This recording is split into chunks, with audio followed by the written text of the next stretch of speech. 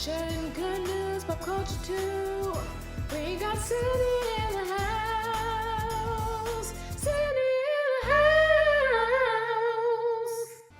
Okay, so it's 12:48 right now, and the event starts at 1, but I'm about to attend the From Scratch advanced screening. There's going to be a Q&A with some of the creators, co-creators, so I'm super excited to see.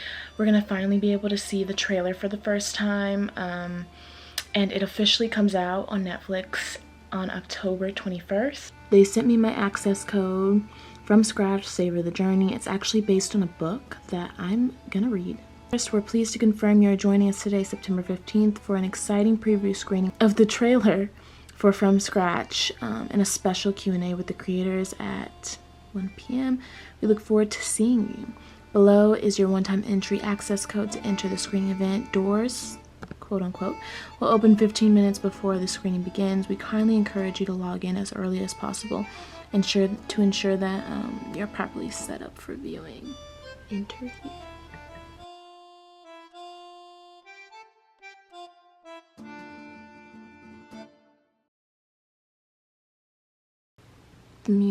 This music is the perfect morning vibe.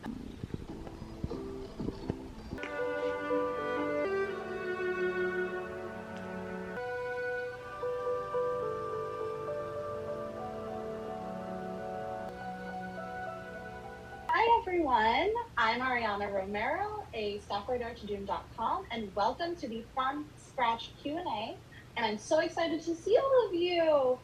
I witnessed a lot of my sister's love story with my brother-in-law Saro, and I thought it was one of the most interesting stories I'd ever seen, and that I got to play a part in documenting it, that it got all written down, it got recorded, and it just makes me feel like we're able to hold on to a part of that aspect of your life and your marriage for like ever. Yeah. And then along the way, perhaps inspire, uplift, invite people to try some big loves in their own life, be they love, romantic love, love of food, travel, like take some big leaps and journeys in this time that we have on the planet. But before we dig into the show, I have to ask, Tembi, were you out there wearing these beautiful sundresses that I'm seeing in the show? How many are in your closet right now?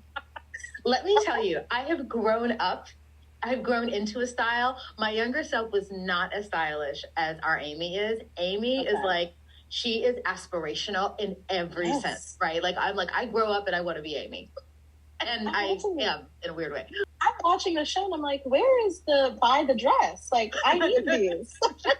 That's our wonderful costume designer, Amanda Riley, who really helped to bring some looks together. And speaking of even just that, like, I think that's true of every frame of the series, whether it's the food, the locations, the clothes, the music, everything is so rich for the senses. Yeah. And that was a guiding principle for us. Amy was a person who was seeking beauty. Lino is somebody who believes in beauty in life and this one life that we got. So we wanted every little bit of our show. There was no part of it that we didn't put deep thought into. How can we make this really beautiful? Even when they don't have a lot of money as a couple, they find a way to make it beauty. So how did you go about casting the women who would play you, essentially? I would get fierce about it. Yeah. Well, Zoe was manna from heaven. Zoe was literally a gift that got put on our doorstep. We, were working with Hello Sunshine. Reese Witherspoon had dinner one night with Zoe and her husband, who's Italian. And she was sitting on the other side of the table watching their dynamic, watching them speak to each other in Italian, listening to Zoe speak in Italian. And she kept thinking, I'm having an out-of-body experience. I think this could be the character of Amy. I think so. And then we come to learn that her husband's also an artist. She produces with her sister. So there's the sister dynamic. And when we met and we all came together, it felt like there was a lot of synchronicity and alignment. And when you meet her, and I know people have seen Zoe's career spans 20-something years. Yes. I will say with great pride that we see a Zoe that we've maybe never seen before in this series. I would say.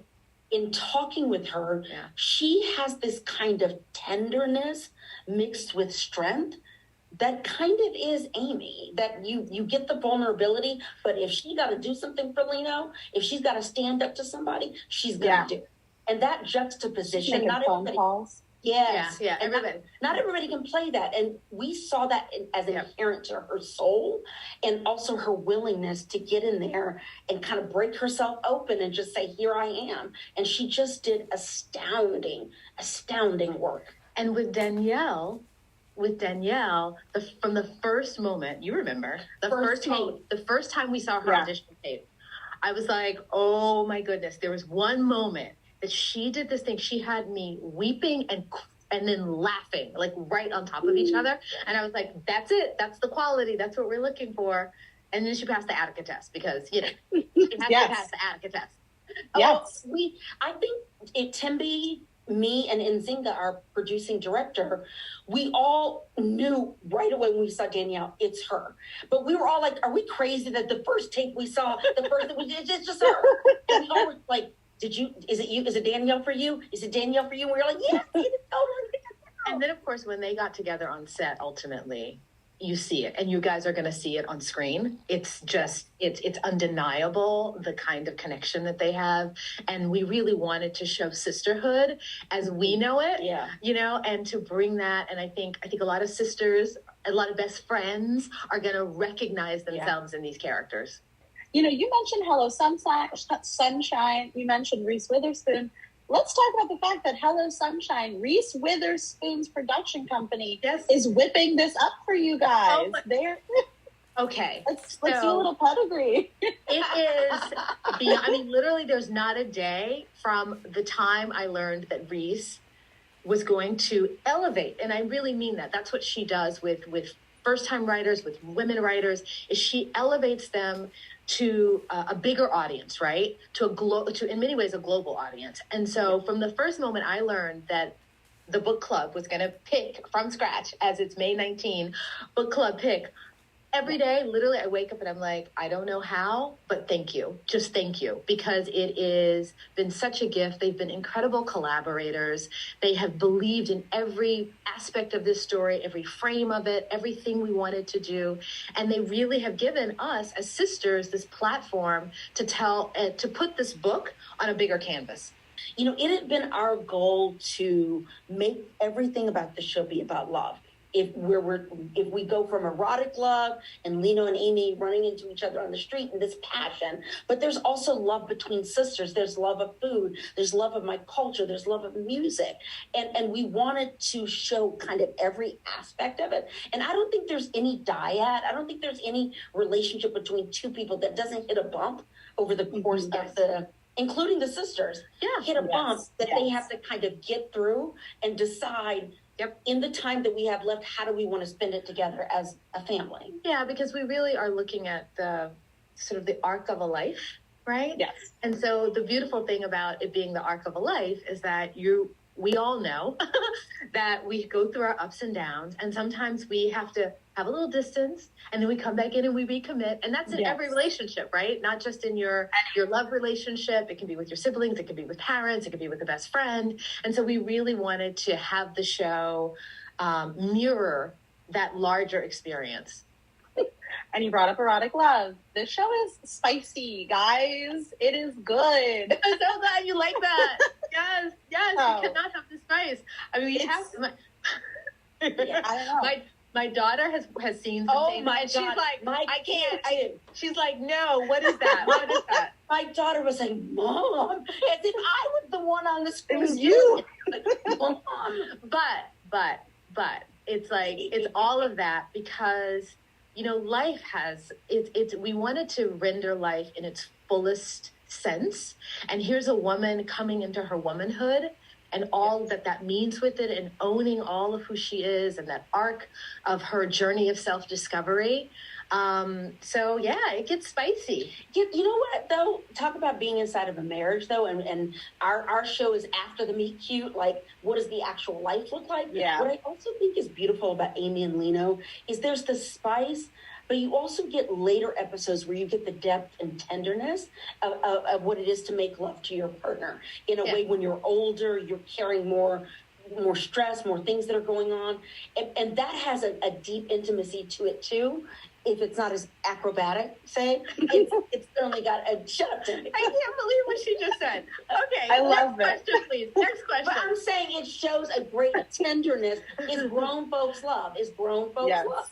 Sometimes even without words, just you'll see these beautiful, vulnerable moments between two people that might be fleeting or might be, you know, super intimate. So, yeah. And for this to really, really work, audiences have to fall in love with Lino as much as Amy falls in love with Lino, and I've talked to people, they do. But tell me, I mean, you got the perfect guy in Eugenio. How did you know he was the man? He is the man. Attica, you go first. It was instantaneous. We had a wonderful, wonderful casting director out of Italy, Armando Pizzuti. She's going to say it better than me. She says it better than me. Armando. Ciao, Armando. Ciao. So he sent us a batch of tapes. He sent us lots of tapes. We saw literally, I think, every Italian actor Under a certain age. Oh, hard day. Literally, and I was like, this is going to be fun watching all these tapes. But I'm telling you, in the very first batch of tapes, I looked at Eugenio and I was at my desk and I went like this. And I had to walk away from my computer. I went into the other room and my husband heard me crying. He came in and gave me a hug. My daughter heard me crying. She came in and the three of us hugged because I knew instantaneously that there was something about Eugenio that held a piece of my brother-in-law's soul. I knew instantly. And I called Tembi and I said, I know you're going to look at some tapes later. Can I give you a heads up? I think one of them is going to trigger you. Be prepared. And so when I did watch the tape, I knew instantly. I said, and it was so visceral that I almost didn't. Not to say I didn't trust it, but what I knew was that I needed to close my computer, come back to this again, because I wanted to make sure that I was really not just having an emotional widow's response, let's say, but an actual this actor, this character has the essence of the character, can give us what we need for the series. Audiences will fall in love with him. So I rewatched his tape many, many, many times. And my daughter watched it and she was like, Mom, that's. And so when she gave the pass, the check, I was like, it's Eugenio, and he's wonderful. Yeah. He was a gift to us. He's a theater actor out of Rome, has never done a series before, never been to America, never acted, so clearly never acted in Hollywood. No. We all met him over Zoom. We cast him over Zoom. And then I have video, which eventually I'll show, when the first time we met in person, when he would round at the corner on the lot where we were filming. And I was like, hey, Eugenio, come inside. It was this huge moment. Yeah. Because we could finally meet up in time and space. And just like Zoe possessed this essence of Amy, which is I'm tender, but I'm also strong. He possessed an essence of Lino, which was a kind of kindness, but also just the spirit that just says, hey, I'm moving to LA. Because Eugenio hadn't done any of this. He's like, okay, I'm coming. I'm going to take this big adventure.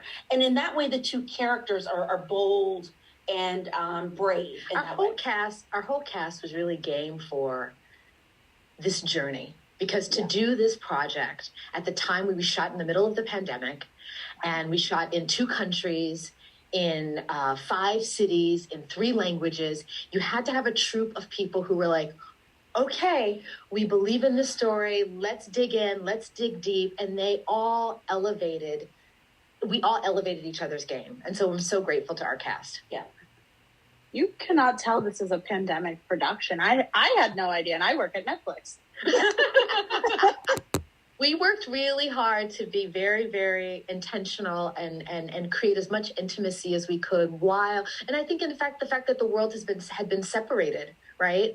For 2 years, really, or a year and a half before we began filming, made us all really want to come together and connect very intentionally. And of course, when we got to Italy was so happy to have us filming there, because we were the first show back in Florence. People hadn't filmed in Florence, and they were like, yes, you want this, you want that, you can film here, you can film there. And it was so wonderful. The crew was amazing. You know, there are lots of tidbits, and we'll talk about, you know, those as the show comes out down the line. There's so many moments that are synchronistic to both my real life and what you actually will see on screen, real places, real like locations. It's kind of incredible. What should they expect from Amy and Lino that's maybe different from your own memoir and your own life? Well, in the book, you know, the book is very much a looking back, right? So it begins and it takes place a lot in Sicily, and it's told in a mosaic fashion, where our series really begins at the beginning and moves chronologically. So you're going to get a lot of time with the characters early in their marriage. Some of the things that I didn't write in the book because I didn't have space, quite frankly, we could put into the series, some of those experiences. But you're going to walk with this couple as they grow up, right? And as they move along. It's kind of the best of both worlds. People who love the book are going to find so many different new things in the series because they're not in the book. And then people who go to the book from the series are going to get stuff in the book that didn't make it into the series. So they're companion pieces. They work really well together. So read the book, guys, if you only watch the show. And Attica, you've been working in entertainment for years. I know that I've read your Shondaland piece, so I know that you started telling her to write the book pretty fast. When did you start telling her to make this into a show? Oh, this one. That's this one. This one made it all happen. I worked for Hello Sunshine before. I worked on Little Fires Everywhere. And I happened to go into their offices one day to talk about something with Little Fires Everywhere. But while I was there, Lauren Newstetter and I started talking about other projects we might do together. And she was pitching books and books about women coming of age, books about women and then their mothers-in-law, and all kind of stuff about the course of a grown woman's life. And I went, oh, I've got a book. And then I just proceeded to pitch my entire sister's book on the spot, top to bottom. And then Lauren was like, what is happening? Like, why are you telling me about your sister? Like, Lauren always says, like, is the valet's brother got a book too? Like, how many books am I reading? But truth be told, she was interested in it and trusted, I guess, that I had good taste, that she said, let us read it. And we were in their offices within a week talking about making this into a show. But before that, she called me from the parking lot. She's like, so I did this thing. She was like, I kind of pitched your book to Hello Sunshine. And I'm like, what? And by the way, the book was still like, it was a Word doc in my computer. It was a manuscript, right? With all the typos and comma splices. And she was like, you have to share it right now. And I was like, I don't have time to edit this. What are you talking about? But needless to say, that was a sister believing in something that I couldn't even envision yet. I couldn't even imagine.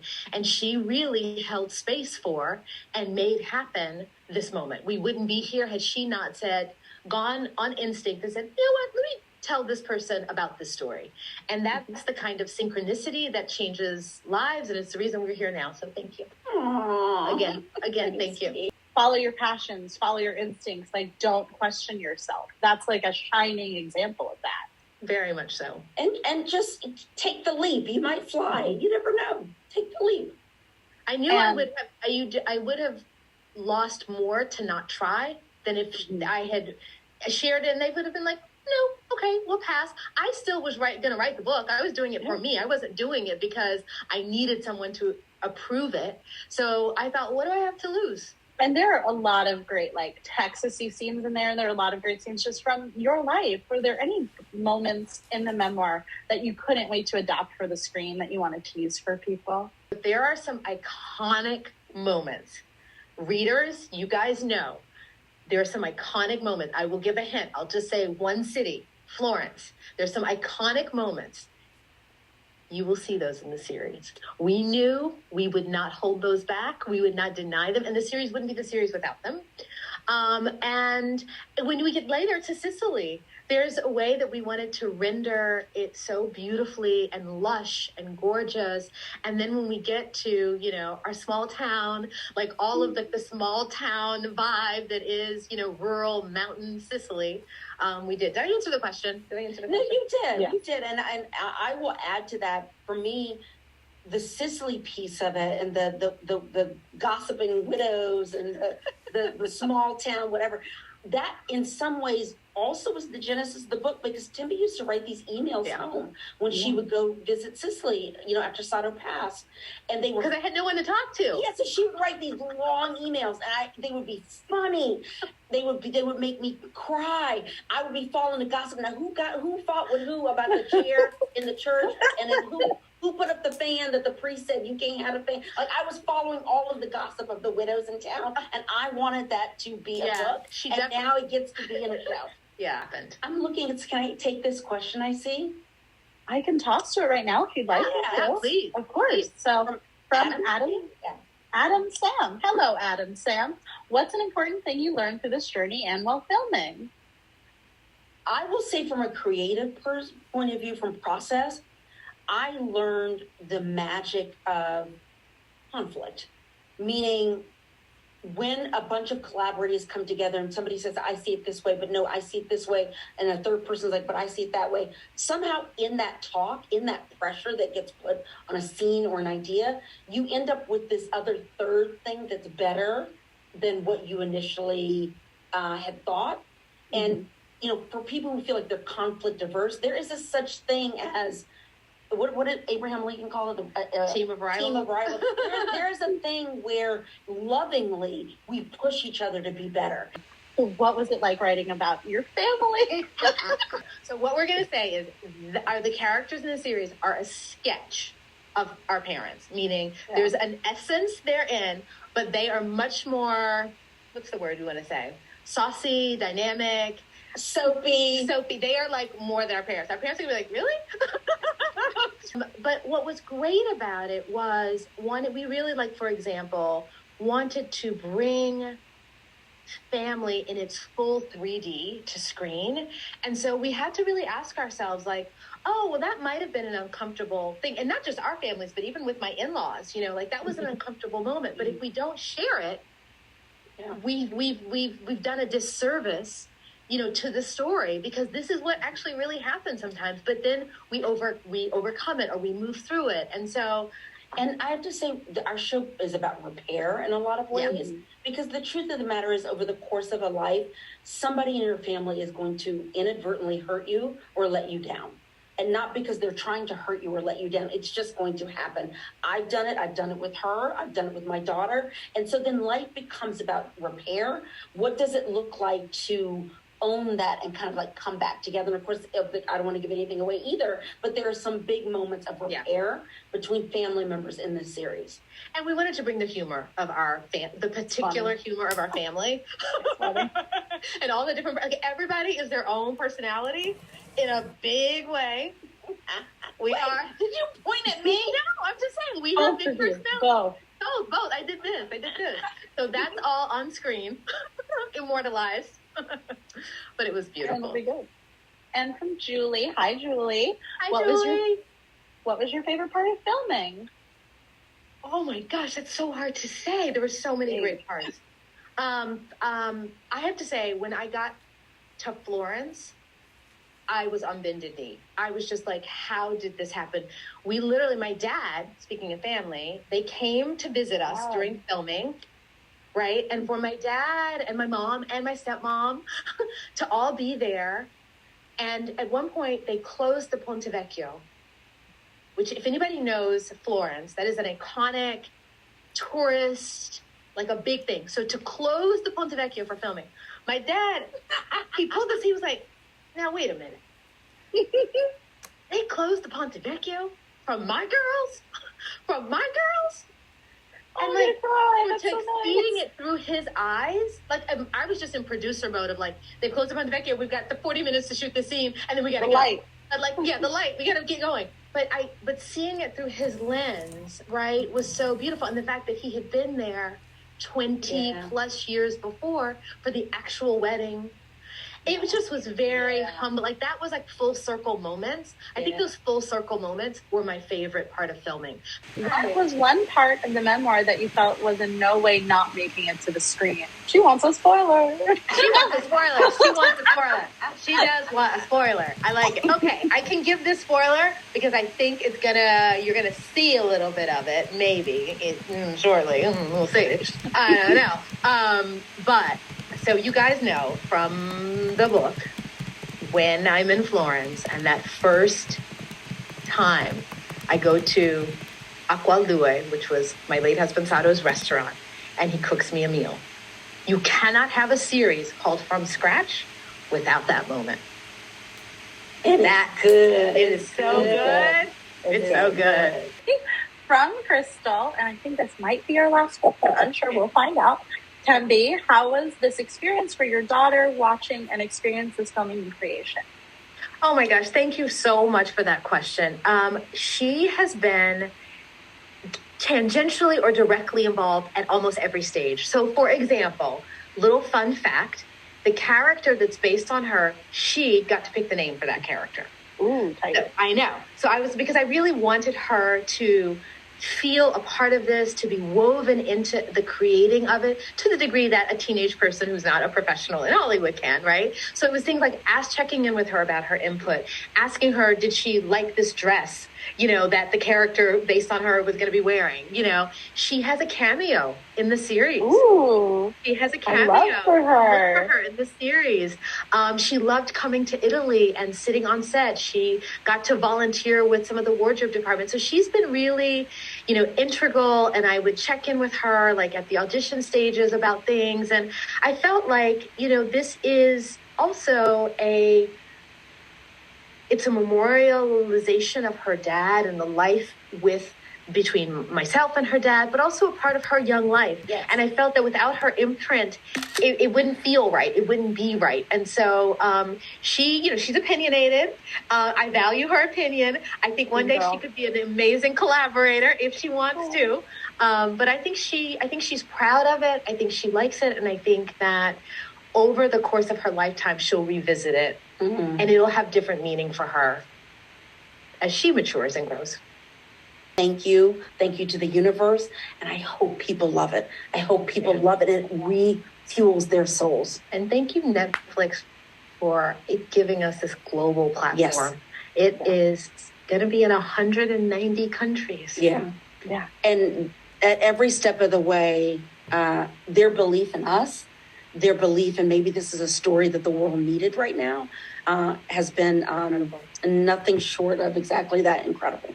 So we're very grateful. This trailer is going to give you the feels. The feels and a taste of what there is so much more excitement to come, but you get just a good little hors d'oeuvre, just a good little taste of where this is going.